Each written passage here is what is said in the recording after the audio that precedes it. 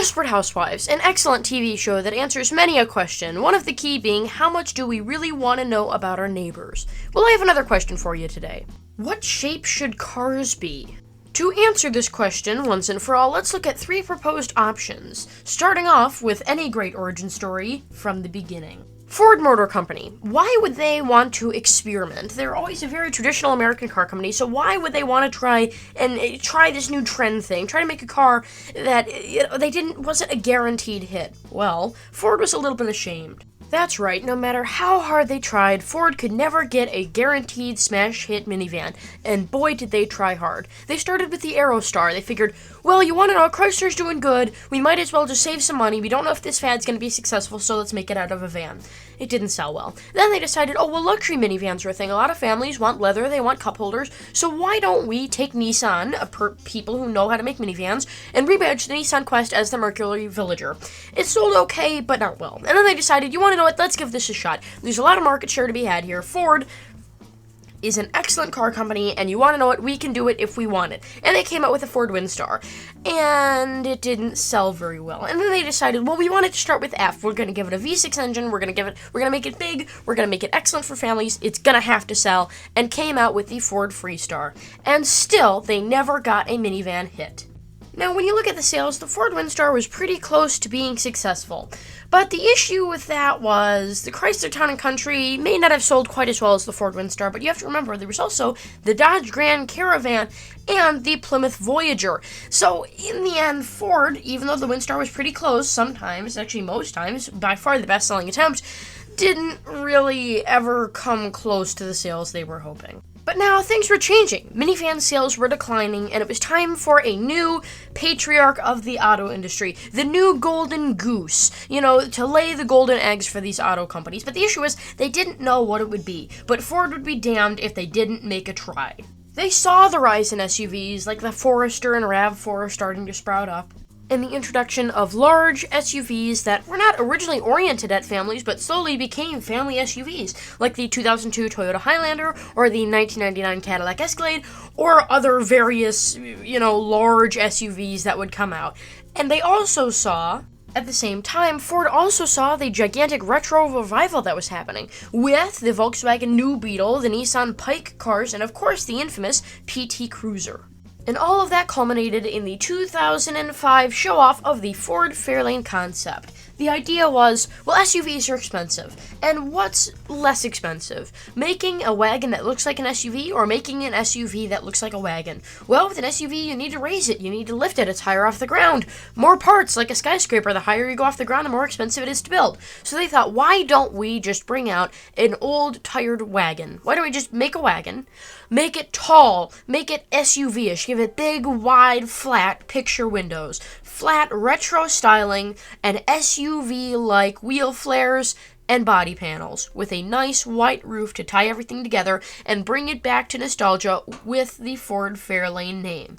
Well, that's exactly what they did, and believe it or not, the actual production model was really close, and in fact the car sold decently well enough that they kept it all the way up until 2019, when it was introduced in the model year 2008 as a 2009 model year. That's right, that's 11 years this car was on sale, and remarkably, it didn't go for any changes throughout those years, except for 2013 when they gave it a mid-cycle refresh and they changed the front to have the Ford logo instead to just say flex and look more retro-y and more sporty and more hatchbacky, after they realized that the whole SUV hybrid thing worked, but not that well.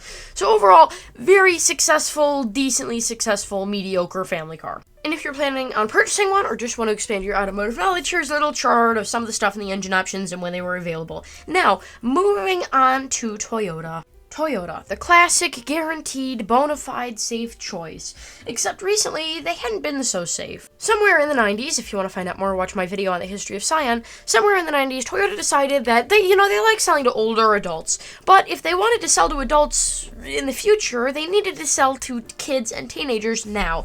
And they came out with Scion, their fun, fresh kid brand. But the issue was that sales weren't really paying off. I mean, Scion, the profit margins were thin, they were small, cheap cars. The goal of Scion was just to get people hooked on Toyota so they'd buy later on in life. Why would Toyota focus on these? I mean, they've already done it, they've already acquired the young kids, so why not focus on the cream of the crop, the 90s parents? Except there was an issue. These 90s mothers that used to buy the family vehicles and the larger cars and used to live in the Midwest were now having a little bit of change of pace. Their husbands had moved away or divorced or themselves were moving with them, and they needed just a car. They were moving, they wanted to leave their house to their children and buy just a house that they would live forever until they eventually pass away in. They decided, we don't like the cold up here in the Midwest. Our husbands, we're old, we're getting older, or maybe I don't have a husband, it's just too filled with memories, I need to move. Or I need to leave my house to my kids, and I need to move. And they moved to Florida. But the issue was, you'd think, well, if they moved to Florida, they should buy something like a Toyota Solara. They really could just enjoy it and be happy and enjoy Florida.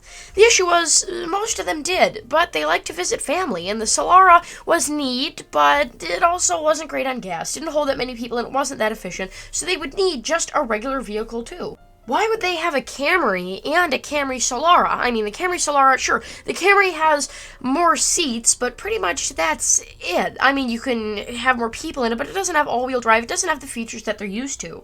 They were used to minivans and wagons and the space or the seating, just the benefits of having a bigger car.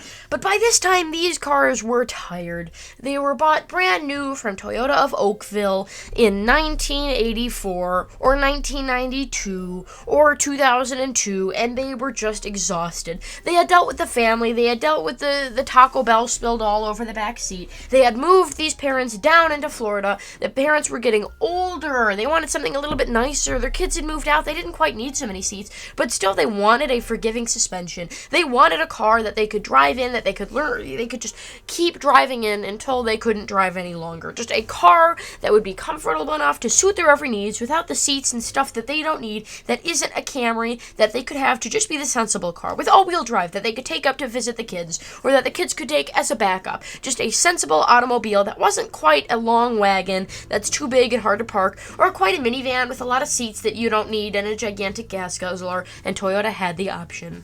The Toyota Venza concept. It was perfect. Also known as the Toyota FT5X, but we'll just call it the Venza concept. The idea was, give the people a Camry, but make the Camry better. Give it more cargo space, but keep it at 5 seats. Make it modern, make it fresh, give it all-wheel drive, a V6, and all the actual car features that they're looking forward to, without any of the extra seats or that much extra space. Make it semi-economical. Make it make sense. Make it a modern-day wagon for the modern-day family and the modern-day people that are used to buying all-wheel drive, 6-cylinder cars that used to live in Ohio.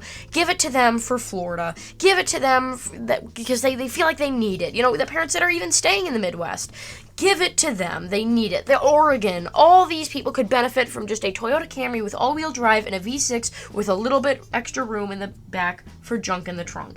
And that is exactly what the Toyota Venza concept was. Beginning in production in 2008, sold as a 2009 model year, and eventually killed off and put out to pasture in July of 2015.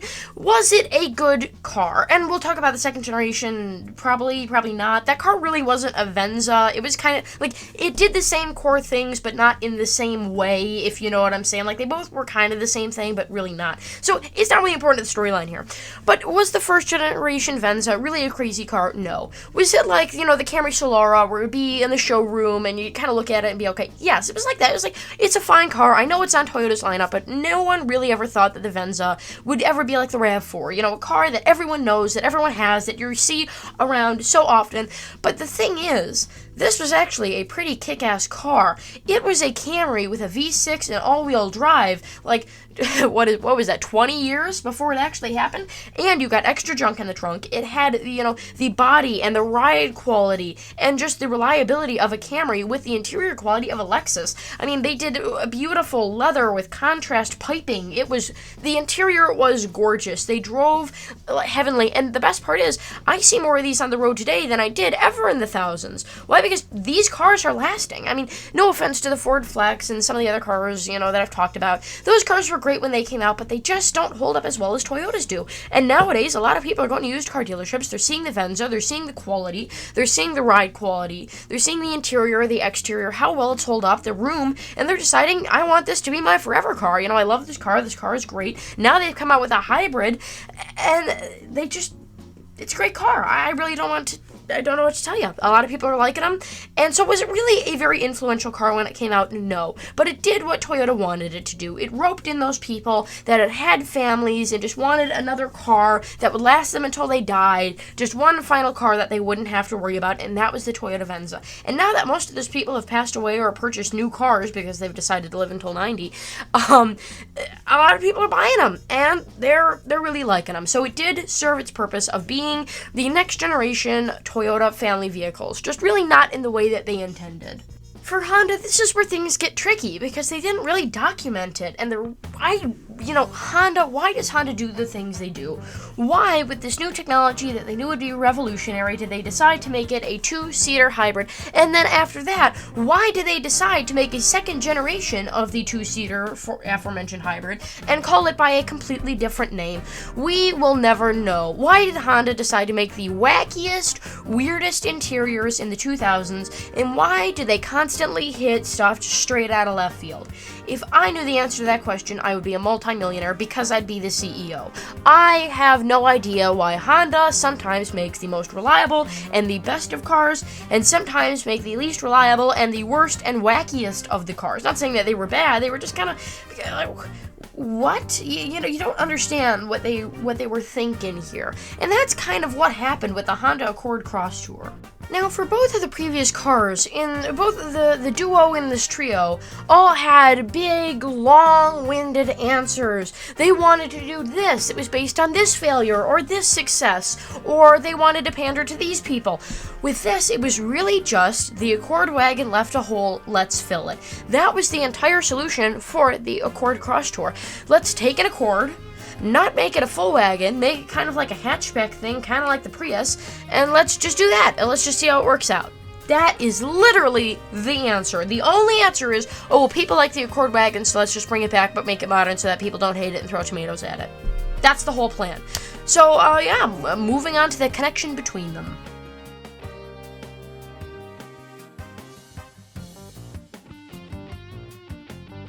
Alright, the question of what shape should our cars be seems like a silly one. We're just, goofing around saying, oh, well, I want the Oscar Mayer Wienermobile.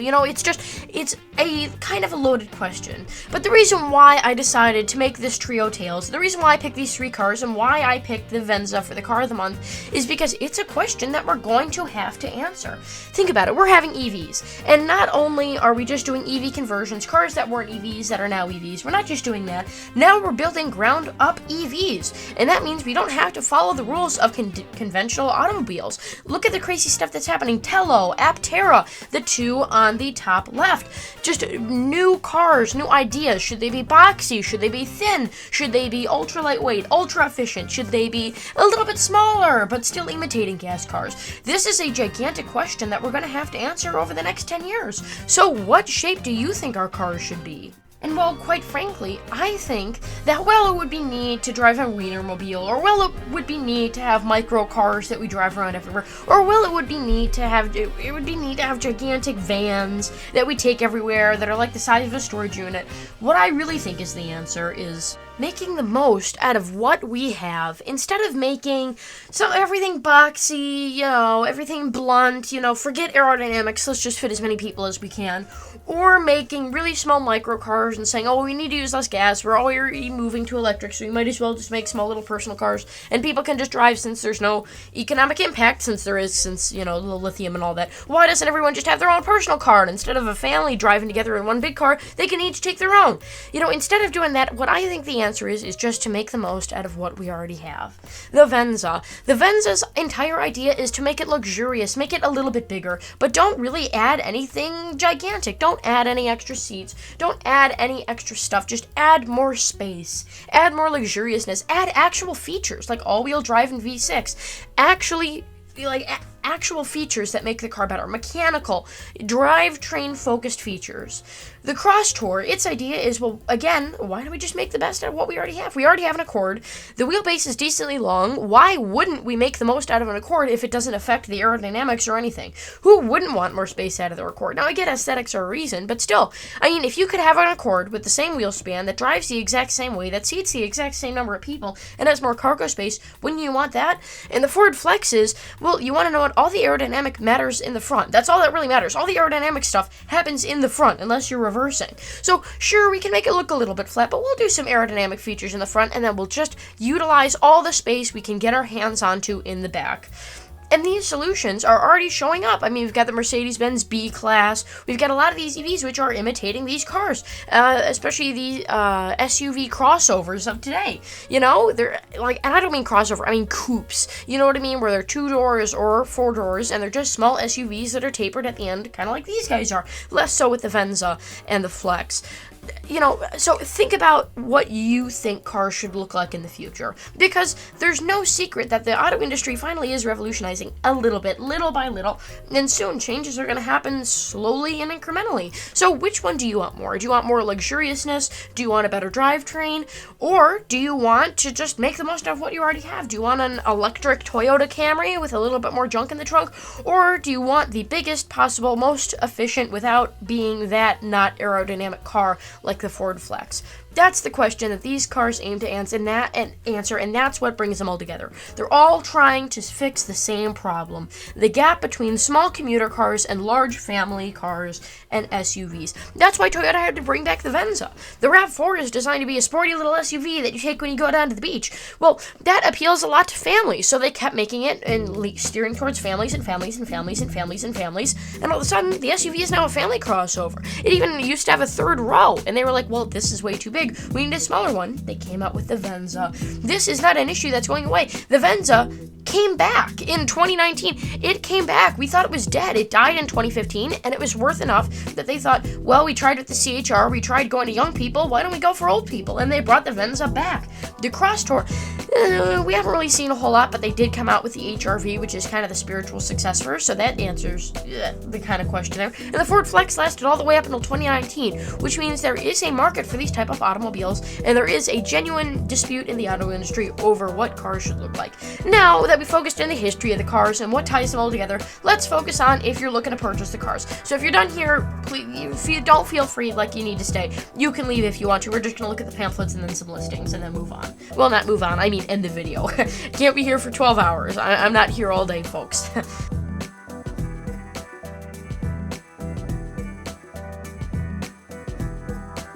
Sure, it's pretty neat. I mean, it's okay. You get what they're trying to go for here with like the rustic, like the light bulbs, like the wood. I also like the Comforta. Like, this is so weird. It doesn't match the car at all. Also, Honda, I mean, they were really trying hard with the styling here, and I thought this little piece of grille with the little teeth, I mean, what are we doing here? Just make the headlight a little bit bigger. I mean, come on. Honda is a car company that never uses black grills. So when I saw that, I'm like, they're really struggling. The back, though. This color, I love cyan. I think cyan is like the prettiest color. And I especially like the sparkleness to it. Also, I would have liked a little bit more plastic cladding, but that's okay. A lot of people say that the exterior is hideous. I think I love the exterior. I like the glass here. I think it's very, very classy. Also, I would love if Florida and Oregon license plates were that color. I would love it if they were that color. Here we've also got another, 4-wheel drive. This one also had 4-wheel drive and V6. See, this is kind of where the Crosstour is kind of special, but not special. The Crosstour is special in that it was the only one that was kind of like a hatchback version of a regular car, you know, like just a hatchback version. But at the same time, it did also have 4-wheel drive and V6. So that's another big thing that the regular Accord didn't offer. Cylinder management. This system was kind of okay, but also kind of terrible. A little bit. It's either a hit or miss. Sometimes they work really well and they keep working forever, but most times they just crap out early and you gotta get it replaced. It's a piece of shit. No compromise. This is very aggressive for Comforta, what do you call it? Font there. The interior is pretty nice. The wood, I thought that was a nice touch, but up here, I mean, Honda interiors, they never really knew what they were doing. Like, there's like a line, and the line should be, like, you've got, like, the flat part between the line, which is where all the nice stuff is. Like, this is the line right here. The wood, the beautifulness, the gorgeousness. This is the line. And then just all the crappy stuff that's not important. Honda put the big screen up here, but then the touch screen down there. Honda just didn't know what they were doing. They didn't want to change the design because they had already decided on having a screen up here and having a shitty radio down here. And then when touchscreens were all the rage, they're like, oh shit, we need to put a touchscreen. So they put a touchscreen there. And then at the same time that you have the touchscreen, you also have this nightmare going on. It's like, great. Oh, and your tiny little controls up there. It was just a weird car. Honda's weird at designing. They're just weird. It's pretty neat. Oh, yeah, Honda Fit. It's so nice to see the Honda Fit. What is that? That's a Honda Civic. Yeah, I like judging cars that they have in their pamphlets. The interior's pretty nice. It was very spacious. I don't think it was any more spacious than the regular Accord, but the regular Accord never had issues with, like, leg room and stuff. Moving on. Also, by the way, BT dubs, I shot this, and then I didn't have my microphone on, so that's great. This is the 2015 Venza. It had gigantic wheels. Don't get the big wheels. Get the small wheels. Aftermarket, they only came in the XLE 4-cylinder front-wheel drive version, so maybe don't get them, like, you know what I'm saying, like, get the nicer one and then put these wheels, buy them aftermarket, or go to a, junkyard or something and steal them and put them on your car, because really, the ride is so much improved with smaller wheels. Also, Camry wheels, 5x100. Camry wheels fit on this, so keep that in mind. If you find some Camry wheels, or you think that they're just hideous and they're ugly, nothing is permanent. That's something that a lot of us with consumerism are falling into. We think that the only thing, see that piping, see the piping, doesn't that just look scrumptious? I also just love the wood, how it bends. I think they could have made that a little bit smooth landing. This is kind of like, whoosh, blump, and then it's flat, but, you know, beggars can't be choosers. There was also this weird little iPod silver thing. Toyota really didn't know what they were trying to do here. They were trying to make it luxury, but also Camry, and they go well together sometimes, but not always. Leather. I was like, this is good leather. Like, sometimes they pull it too thin, and you're sitting in your seat, and you're, like, sliding out of it because it's so taut. Not this time. I also like the little door, the mini cute little door handles. I just think they look so fun implanted. I don't know what it is. They look so fleshy. It's, like, weird. Also, tan. What is this? I mean, Toyota... Oh, seatbelt, yeah. No, yeah, automatic door raising thing. It's weird. I like to look at all the little indents they put in the back here. Like, this goes in, and then this juts out, and then it's just weird. Oh, they've got a little light there. Oh, that's nice. I have a light in the back of my RAV4. That's nice.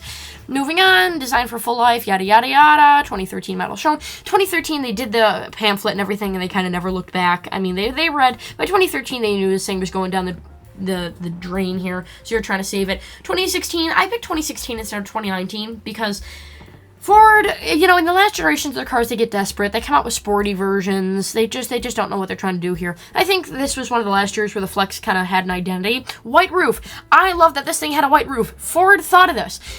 Big cars, big flat cars with big flat roofs get hot. They get hot, hot, hot. I'm feeling hot, hot, hot in the summer. They really do, especially if it's black. Black with black interior is the worst. Black interiors are hideous. Black interiors hold in the heat way too much. Black cars just suck in the heat during the summertime. Because remember, white reflects the light. Black absorbs it all and turns it into heat. So white roof, very, very, very, very, very important for making sure that the car's AC doesn't have to work too hard to cool this thing down in the summer. Because when there's a car this big with that much flat surface area, black, baking in the sun, even if the air conditioning's on full blast, it's going to take a while. And also, you have to remember, with cars like this, the air vents are on the roof. So if there's a big black 100-degree panel right above the AC vents, that AC is not going to be blowing as cold as it could be, and that means everything's working harder, and it's just a gigantic mess. I also like how it's flat, and so it being flat it's very efficient. Why did it only ring once? Weird. I love that it interrupted me for spam risk. I really appreciate that. Anyway, the interior was nice. The Sony thing was kind of... It got better in the later years. Like, they partnered with Sony. Like, I like American brands, but for cars and other stuff, like, the Japanese just do it better than we do. I like them partnering with Sony, an American brand, but in the end, it didn't turn out well, and they should have just replaced this with a big, long, gigantic screen instead of this. Capacitive buttons, I have it on, like, my Vizio TVs. I'm a Vizio TV guy. I have a lot of them. And DVD players, they just don't age that well. They really don't. Also, I think this is nice. They don't open, and in a car like this, I think having at least one sunroof that opens is important, because then all the hot air can espace. Also, having little dents like this kind of make it difficult for the air to escape unless they all open, which they don't, because that's just, sun visors there that roll up. But then again, how are they supposed to fit the mechanics into a car this big? Again, people do not understand why people do the things that they do. Why do you think it has a tan headliner? Because it's a gigantic box. It is a boxy car, and if it was black, you would feel like you're in a basement. You'd feel like you were in, like, you feel like you're in Silencing of the Lambs in the pit putting the lotion on. I mean, it's like, you're just cramped. Cyan. This color of cyan was also used, like, this particular one was also used on the Sienna. I guess both companies had, like, anyway. I just love it. I think this is the prettiest automotive color ever, especially with a white roof. And then you got all the stuff and all the features. Oh yeah, they did the dual power button thing. Oh, that was so weird. Like, they're just so weird. They just did weird stuff. I would also get some of the smaller wheels, because the smaller wheels, they just drive better with smaller wheels. Like, because then you get more tire and less resistance. You know what I'm saying here? And then you got the roofs here. I would go with the Oxford white roof. I think that's very attractive. Although I think the sunroof thing was only available in one of the colors. It might have been black. I don't know. Yeah, probably because to fit within the little circles there. Yeah. Anyway, moving on. There's been this person. Ford guy videos talk about why the Ford Flex is the most underrated crossover that offered a lot of cool features. Yes, I did. I may make a video. It may be car of the month soon, but not this time. I appreciate. I finally fulfilled him 10 months ago, a year ago. He has been waiting. So everyone, go on the. Oh no, actually, don't go that way. That was terrible. Oh, I can't believe people actually. Yeah, this was 2024 when I forgot it was 2025. 10 months ago. Yeah, I'm different now. I'm better. Yeah, but I finally gave him his wish here. Moving on to prices. Venza holds on to it. Don't buy from Carvana. Carvana is like, if you want to get a 360-degree view and nice photos, go to Carvana and then buy it from somewhere else. I mean, yeah, pretty nice. Oh, this is still from when Toyota used to do the light-up dealerships. I thought that was neat, but they didn't really age that well. Yeah, pretty neat. Yeah, pretty cheap. 13,000, 10,000. These aren't as cheap as like the Crosstours. They can be sometimes, but again, 146. These guys had long lives. And that's a good thing or a bad thing, depending on how you look at it. Again, the Ford Flex, $20,000. Carvana, get the hell out of here. 4,000, 7,000, 6,000. I mean, come on. All day, every day. But again, remember, there is a difference here. The Ford with 120,000 miles will be way different than a Toyota with 127,000 miles for the worse. So, I mean, Ford, again, I'll talk to you about my stance on Ford, and then I'll just show you the prices I'll talk about Ford as I'm showing you Honda. I think Ford for an auto company, I think they're nice. Like, they're fine. They're pretty okay. But, like, I would never buy from an American car company. Ford's, the cars themselves are good, the quality isn't good. Like, the reliability isn't there, but, like, the EcoSport, I just picked the worst Ford to talk about good models. No, like, the trucks, the F-150 is nice, the Maverick is nice, the Bronco Sport is nice, the Flex is nice. Like, all their cars are nice, the Fusion was nice, but it's like, meh, I could buy from Toyota. You know, why buy the cow when you can get the milk for free? Anywho, I'll see this all very soon, as is offering. Yeah, great. No photos, as is. I'm so glad that I can't even see the car, and I'm buying it as is. All right, well, I'll see this all real soon. Don't forget to comment, like, and subscribe, and goodbye.